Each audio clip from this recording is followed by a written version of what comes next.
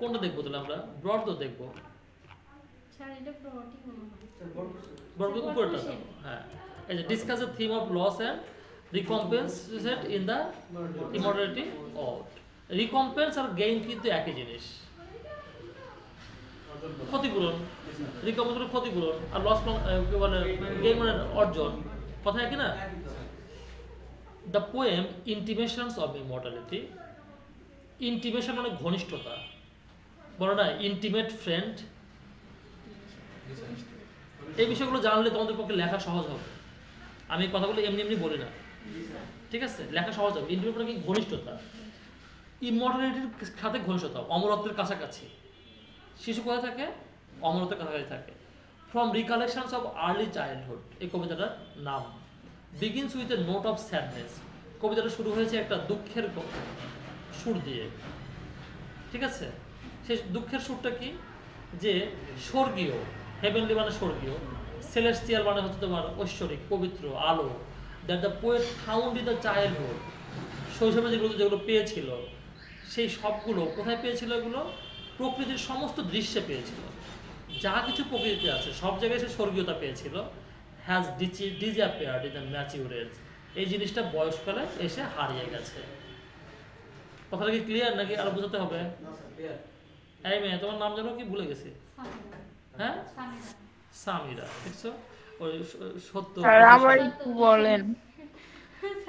আবার শোনো, কবিতাটার বিষয়টা হচ্ছে এরকম যে কবি ছোটবেলায় সেই যে স্মৃতি, সে যে বেহেশতে ছিল, আল্লাহর সঙ্গে ছিল, আল্লাহর বাগানে খেলাধুলা করছে, ওই স্মৃতিগুলো তার তখনও মনে আছে।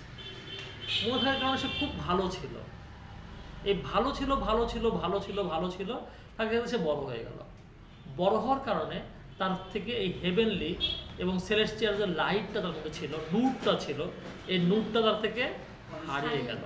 এই নূরটা হারিয়ে যাওয়ার কারণে সে বয়স বেলায় আর কোনো সৌন্দর্য দেখে না প্রকৃতিতে।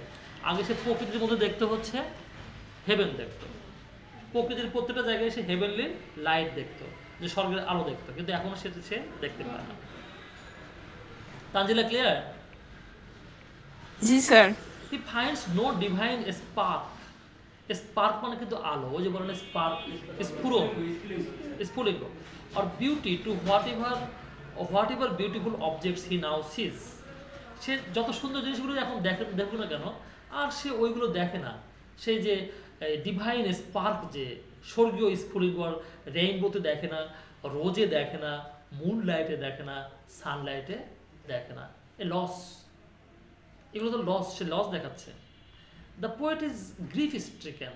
গ্রিফ মানে দুঃখ, স্ট্রিকেন মানে হচ্ছে আহত। তার মানে সে বেদনার্থ। কবি বেদনার্থ। কেন বেদনার্থ? Because of the great sense of loss of divine glory, সেই যে স্বর্গীয় সুষমা, স্বর্গীয় উজ্জ্বলতা, স্বর্গীয় গৌরব তার হারিয়ে গেছে, এর জন্য সে খুবই বেদনাহত। বেদনাহত। The sight of a tree, sight মানে দেখা, সাইট মানে কি বলো তো? একটি গাছ দেখা, মাঠ দেখা, ফুল দেখা, প্যাথেটিক্যালি রিমাইন্ডস হিম, যখন সে গাছের দিকে তাকায়, ফিল্ডের দিকে তাকায়, ফুলের দিকে তাকায়, তখন যারা মনে পড়ে যায়, ইস, আগে কি ছিল এখন নাই কেন? যেমন বৃদ্ধ মানুষগুলো কি করে?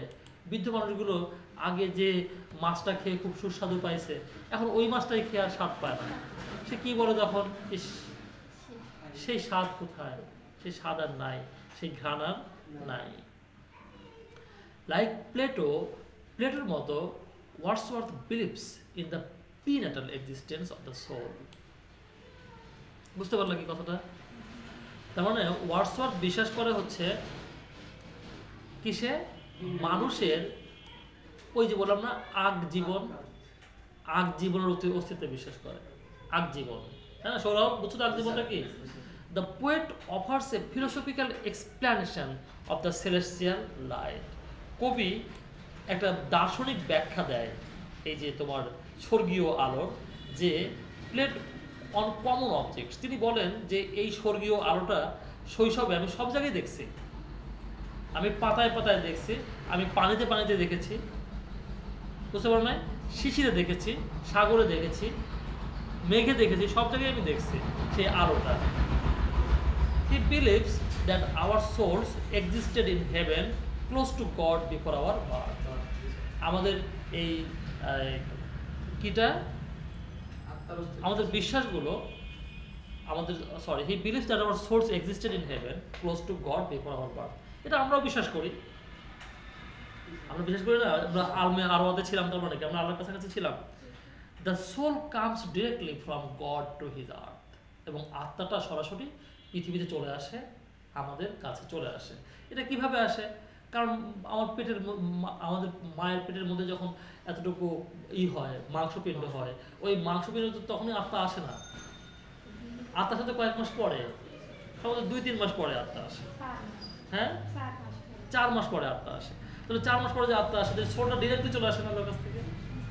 সোলটা কিন্তু একেবারে পুরোপুরি নিখুঁত পবিত্র একটা জিনিস চলে আসে সোলটা, ঠিক আছে? আর আল্লাহ কি চাইছে? আল্লাহরও এটি চাওয়া যে আমি তোমাকে যেভাবে পাঠাইছি তুই ওইভাবে ফেরত আসো আমার কাছে। The soul comes directly from the God, the memories of heavenly life. এই যে তোমার স্বর্গীয় জীবনের যে স্মৃতি, এই স্মৃতিগুলো লেগে থাকে, স্টিক হবে, স্টিক্স হবে না। স্টিক মানে লেগে থাকা, স্টিক মানে কি? Stick to the soul of the child, বাচ্চার আত্মার সাথে লেগে থাকে। ফলে he can see the divine light flash করে, সে দেখা যায় সব জায়গায় সবগুলো অবজেক্ট অফ নেচারেই, তার চারদিকে যতগুলো অবজেক্ট অফ নেচার আছে, সাগর, পানি, অমুক তমুক, সবগুলোর উপরে ফ্ল্যাশ করতেছে। কিসের ফ্ল্যাশ? স্বর্গের ফ্ল্যাশ করতেছে। But as the child grows into a boy, কিন্তু যখনই শিশুটা একটা বালকে পরিণত হয়, এ বয় ইন্টু এ ম্যান, বয় একজন মানুষে পরিণত হয়, man into an old man, he gradually loses this light, সে আস্তে আস্তে এই আলো হারিয়ে ফেলে। সহজ কথাগুলো খুব সুন্দর করে গোছায় লিখতে পারবা কিন্তু, ঠিক আছে? Ultimately he loses it completely, এক সময় সে এটা পুরোপুরি হারায় ফেলে, ঠিক আছে? He is still passionate lover of beauty in nature.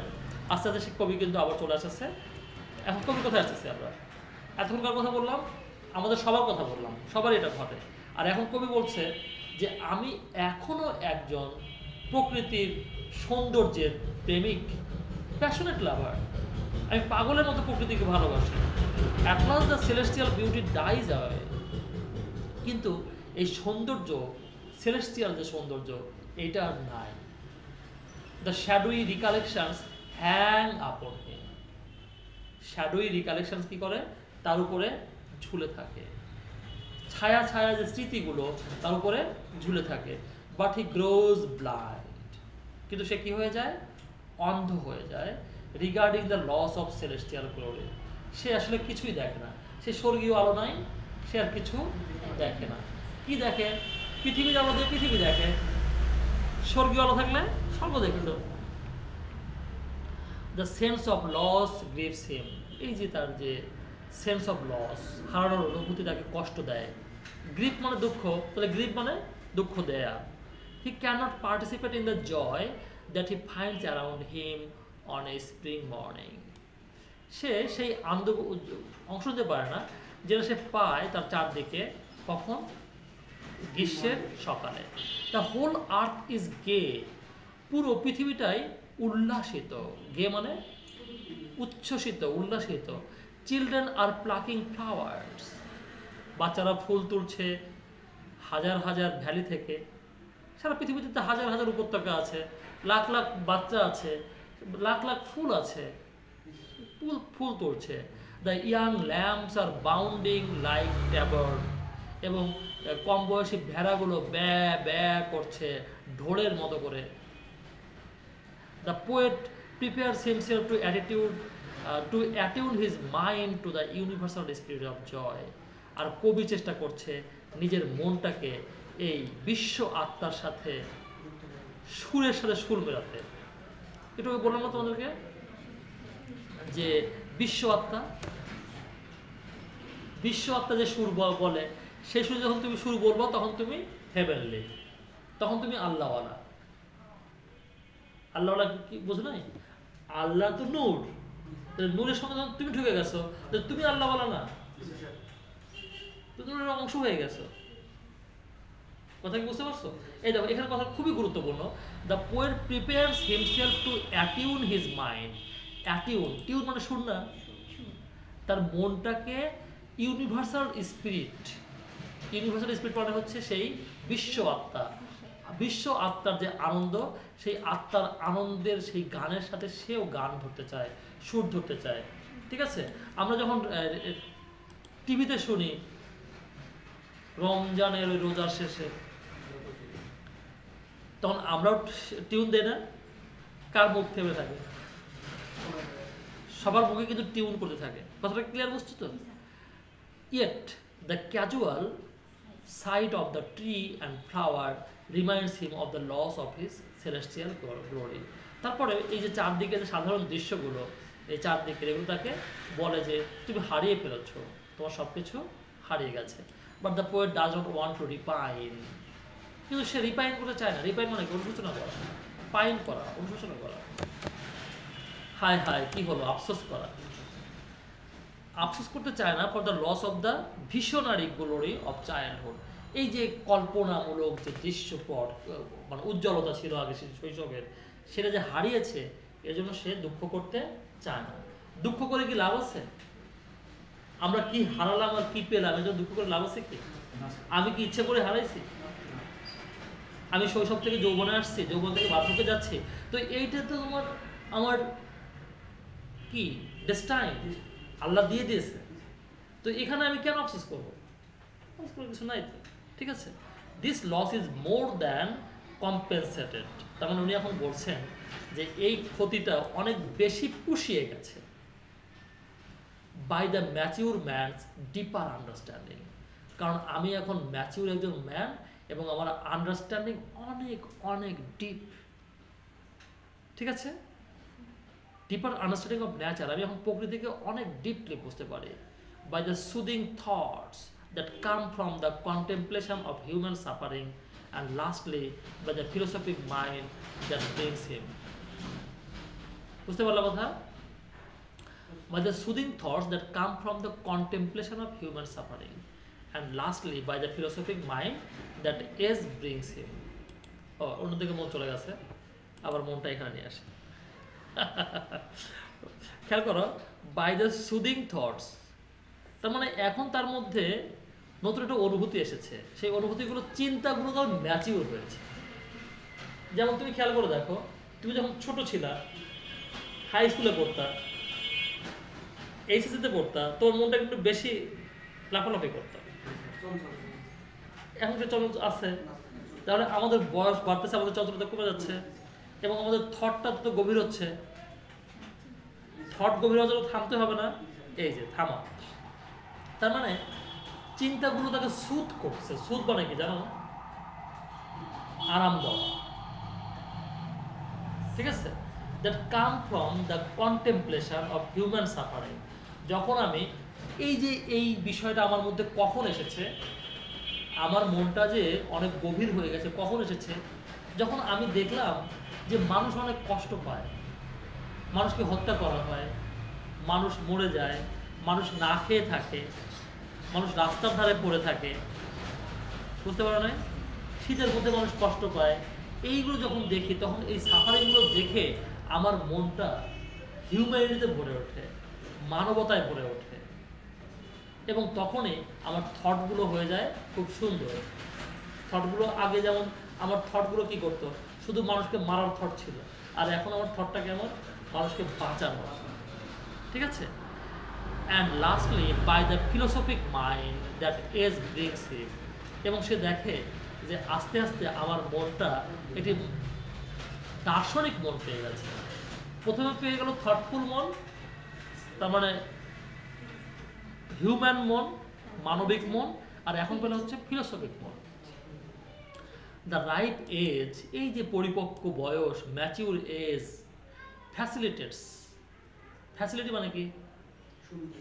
R facility মানে দেয়া। ভাব দেখো, এটা মানুষকে দেয়। কি দেয়? ডিপ থটস দেয়, গভীর অনুভূতি দেয়।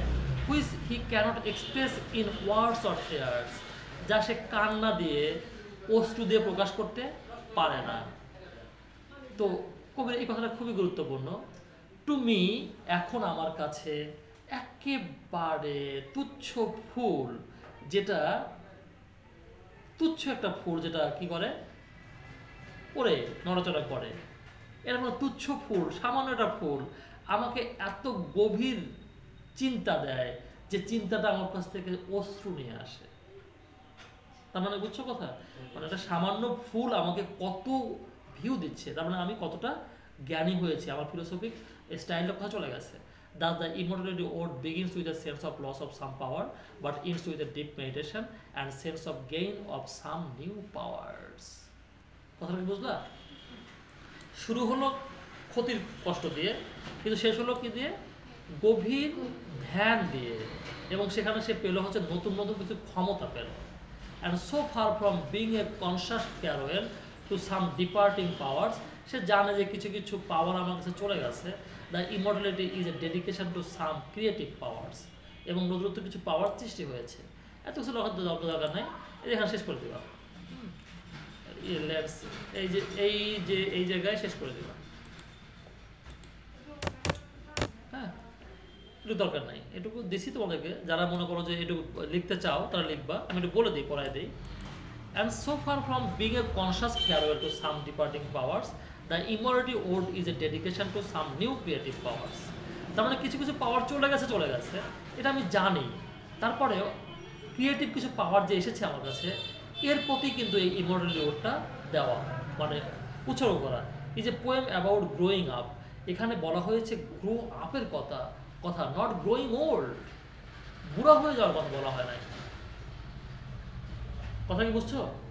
আমরা যেটা বুঝি, আমরা সাধারণ মানুষ, পাবলিক, মফিজ, আমরা যারা বুঝি তারা হলো এটা যে মানুষ কি হয়, মানুষ গ্রো ওল্ড হয়, মানুষ বুড়া হয়। গ্রো আপ পজিটিভ কথা, গ্রো আপ, আমার গ্রো আপ, আমি, আরে বাবা বৃদ্ধ তো সবাই, পৃথিবীর সব মানুষ, সব বড় বড় মানুষ তো বৃদ্ধ, সব বড় বড় মানুষ যাদেরকে আমরা সম্মান করি, যাদেরকে আমরা কদমবুসি করি, তারা বৃদ্ধ না? তাহলে বৃদ্ধ হলে সমস্যা কোথায়? ওয়াশরফ যে কথাটা বলতেছেন, old age hath its own glory, মানে হচ্ছে ওল্ড এজের নিজের একটা কি আছে, গৌরব আছে। ওল্ড এজেরও নিজের একটা গৌরব আছে। In time when the man has a different lens, এবং এই সময় যখন সে গ্রো আপ করে তখন একটা ভিন্ন লেন্স তৈরি হয়। লেন্স তো বোঝো, লেন্স চেনো, চোখের লেন্স থাকে যে, এই লেন্সটা অন্যরকম লেন্স তৈরি হয় তার, টু ভিউ থিংস থ্রু।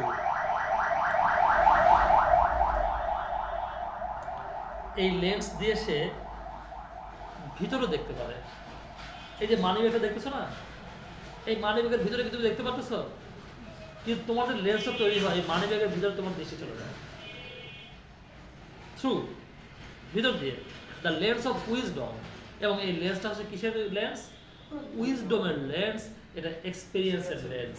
এই উইজডম এবং এক্সপিরিয়েন্স কিন্তু কোনো বাচ্চার কখনো থাকে না, থাকতে পারে তার হেভেনলি কিছু কিছু থাকতে পারে, কিন্তু এগুলো কখনো তার থাকে না। এই যে আমার রিকম্পেনসেশন, আমার গেইনটা হয়ে গেল। ওকে, কথা বলো, শেষ করে দিলাম। কোনো প্রশ্ন আছে?